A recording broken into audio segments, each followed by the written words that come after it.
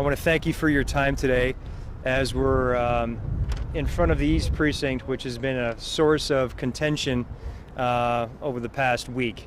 I've been here almost every night, and the conditions here aren't good.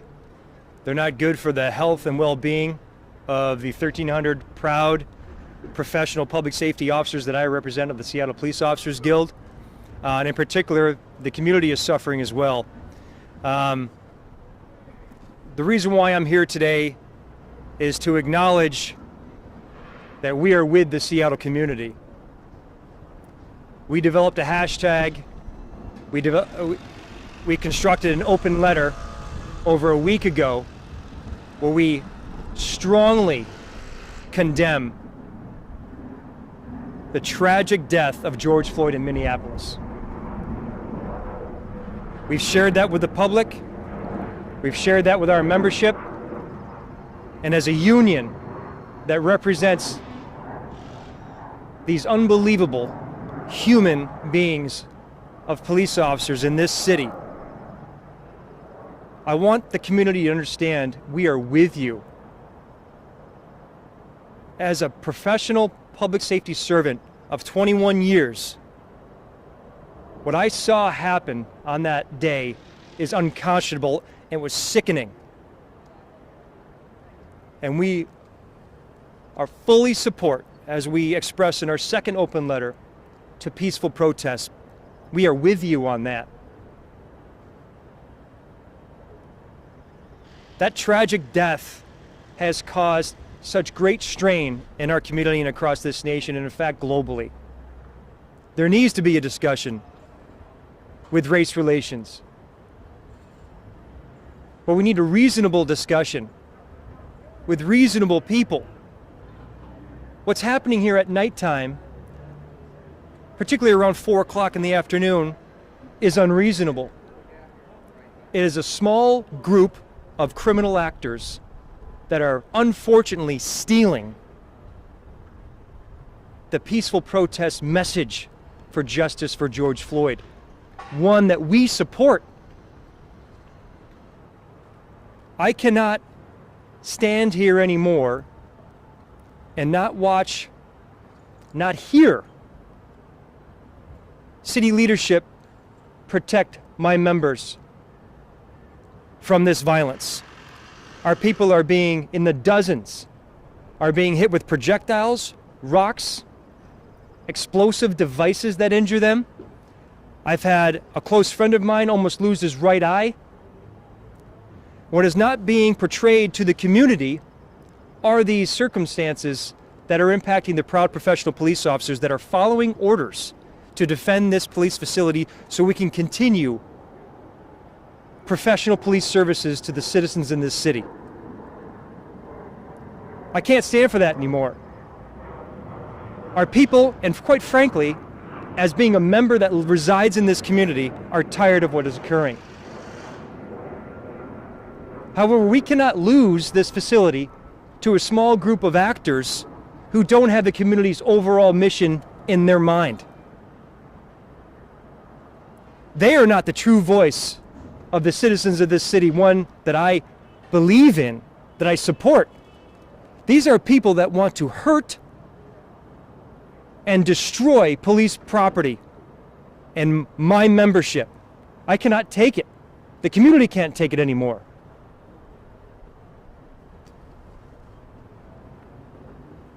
I mentioned we've had dozens of officers that have been injured. If you look around 11th and Pine area, look at the property destruction as well. Unacceptable. The effective tool to help us restore law and order and public safety for the citizens in this city are less lethal munitions. And sadly, our leaders are debating whether or not to remove those, therefore making us ineffective to be able to defend this precinct so we can continue to provide public safety services to our outstanding community. We've been told that our officers must remove some of their riot gear that is being debated. What does that do for the officer who's been ordered to be on the line when they receive these projectiles hurled at them? I've already talked to you about the bruises, the contusions, the separated shoulders, the broken bones. What about their mental health? I'm inundated with emails from my membership and their friends and family that are concerned. Activists are on record following officers home to their houses to intimidate. Police officers took an oath of service that bonds us with our community. We take that oath of service seriously. We fully support training. That only makes us a better police force so we can be a better resource to the community when they need public safety resources. If you want to have a talk about defunding the police department, what will that do to our training? That will only degrade that professional public safety service that we provide right now, but in the future, if we don't have the resources available, you're going to see a continued degradation of those professional public safety services. Then where are we in a society? Who's going to answer that 911 call? Who's going to investigate that child who was just unfortunately raped, abducted, kidnapped? Who's going to follow up on these crimes? Doesn't seem to me as a reasonable conversation. But if people that are reasonable and want to talk about these societal issues that impact all parts of our system, then we are more than willing to be at that table. But as our letter that we authored to the mayor 2 days ago, which highlights all of these issues and our concerns for the public, and more importantly for my end of things, my membership's health and well-being, which have expressed what I'm telling you today, that letter hasn't even been acknowledged. We haven't been asked to be a part of the stakeholders at the table for these discussions. How can you alienate the people that are doing the work that the media and the activists are highlighting? Why aren't we at the table? Where's our perspective? We are a part of this community. We're human beings. And we're doing our job as best as we can under these intense circumstances, which we agree with peaceful protesters. What happened with George Floyd is unconscionable. It's a gut punch when I couldn't even get through the video. That is not a reflection of the fine men and women that I represent. And in fact, our leaders have expressed that this department is an international leading police agency that does constitutional policing. That we are leaders of de-escalation and training. How can a serious person have a conversation about defunding the police department when our leaders are on record saying that we embody a professional department?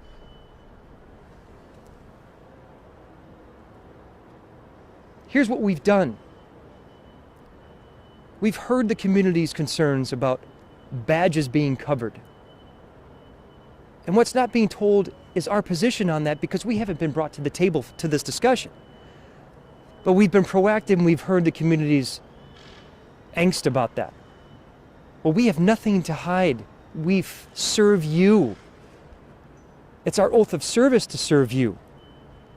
So we've agreed and welcomed to still have mourning badges, but show our badge number. We've got our names following department policy that is currently being provided to all our memberships, to our membership that we adhere to.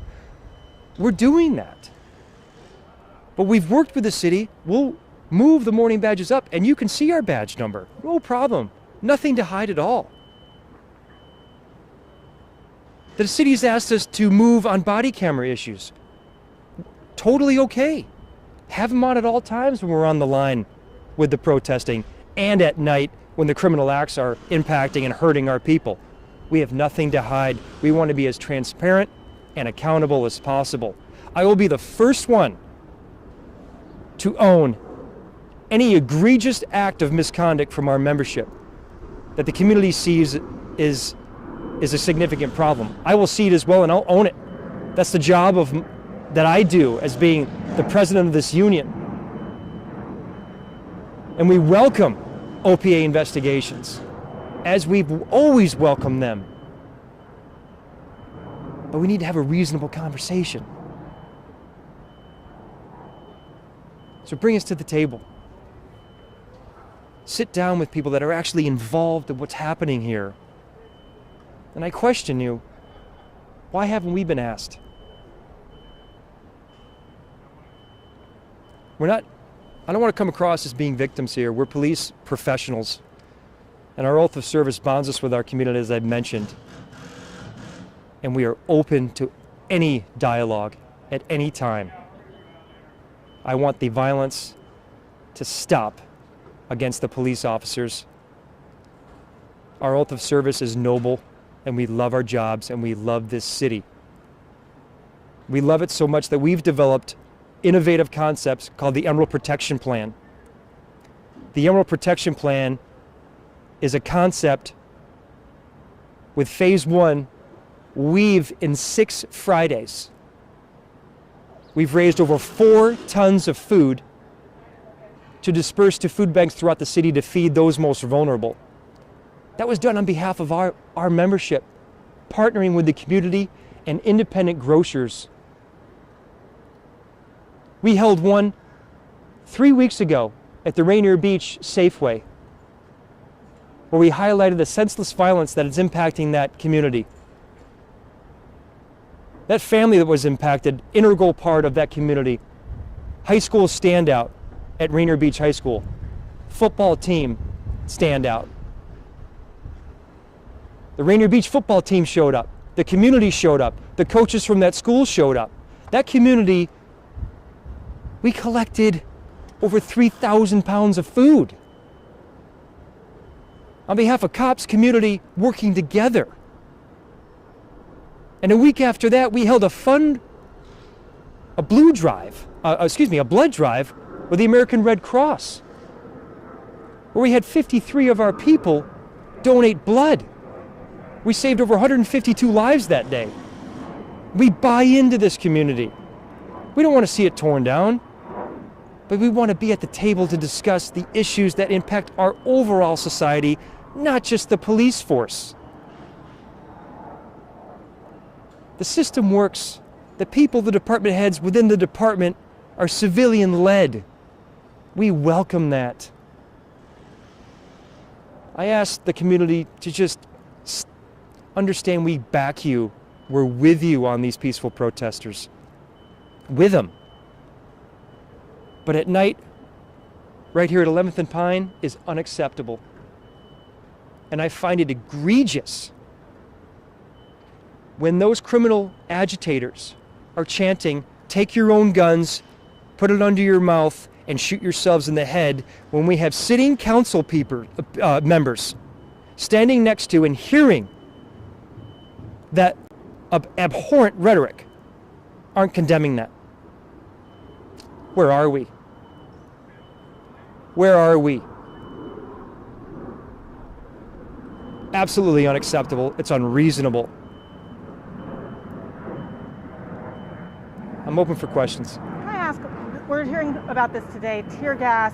3 days ago, the police chief said that wouldn't use it for 30 days. Then last night after midnight, it was authorized. Some people are upset about that, very angry about that today. What would you say about that? That is a less lethal tool that is effective in restoring public order. What is happening, as I mentioned earlier, after 4 o'clock, these criminal agitators take over this peaceful protest, and it becomes a violent event where what's not being portrayed into the media or our community overall is what my membership is being impacted by. Blunt objects, bottles, rocks, cinder blocks, metal objects, incendiary devices that are exploding. The only way that we can try to contain and protect this police resource, this community resource, is to have that less lethal tool.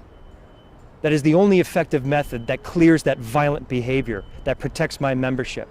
If the city is going to remove that from us, Sadly, the only option available then for us is physical interaction, which unfortunately may lead to physical violence, injuries to community members, and to my membership. And it's unacceptable. I don't want that. The community doesn't want that. So why remove a less lethal tool, which I've been exposed to before, I've been trained on it, that is the best tool for us to safely protect our community. We must hold the people that are hurting, insulting my membership and the community in general accountable, and our public leaders, elected officials, have to condemn that violence and not blame the police. They are intentionally, meaning the criminal agitators, are trying to provoke police. One of my members, who is being identified, is being mocked within the crowd, and as that member heroically saved a baby a month ago, is being mocked, and they're saying, pick up the baby, pick up the baby. Tell me how this is a reasonable discourse in our functioning society in Seattle. Why aren't our elected officials condemning that rhetoric? I stand by again, we support in our open letter, second one to this city. We're with you. Why is it that 8,000 white coat medical professionals and a peaceful community can come together and march through the streets and no issues? However, at night at 11th and Pine, when those reasonable community members are home and with their families, now we have community members who are unreasonable and committing acts of violence against our community, our police officers, my membership. Why isn't that being told? Why isn't that being condemned by our public officials?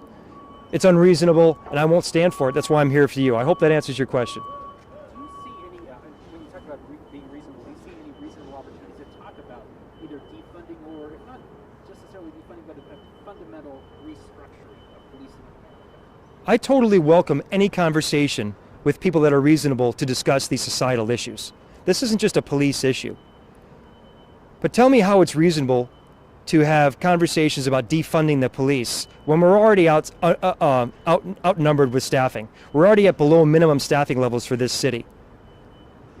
That's a dangerous situation for the community at large. Who's going to be there to answer that 911 call when somebody says, I need help, somebody's breaking into my house? Or who's being assaulted? Or who's just kidnapped a baby? You're not going to have the resources available. That's a degradation of society at large. And it's a fundamental problem that I take umbrage to, and I think the entire community takes umbrage to. If you want to have a conversation about defunding the police, let's talk about the reality right now. The reality is we're already underfunded. Public safety crimes are rising.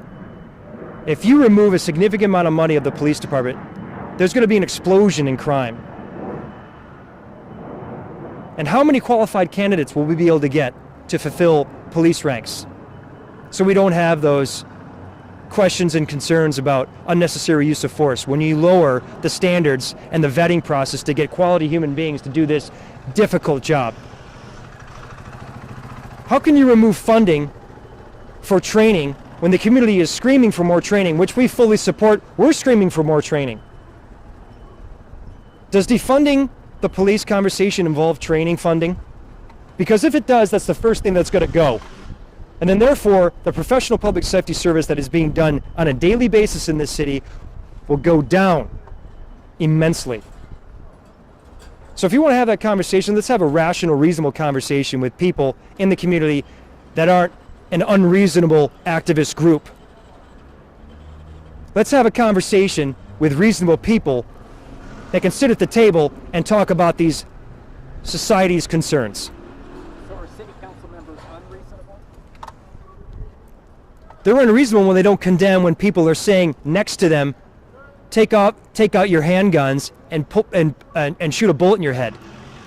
That's unreasonable to me.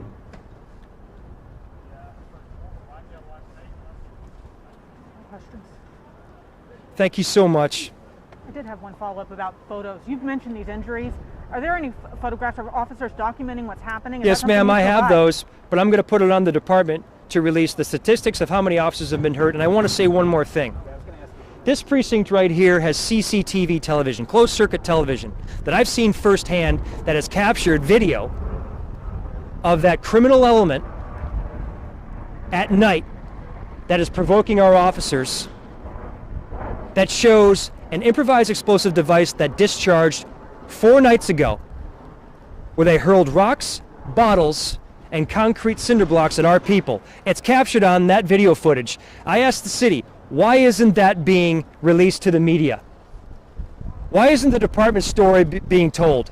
Instead of what we're being told by elected officials that we're the agitators. That's unacceptable. It's not accurate. That is a false narrative that I will profoundly stand up against that.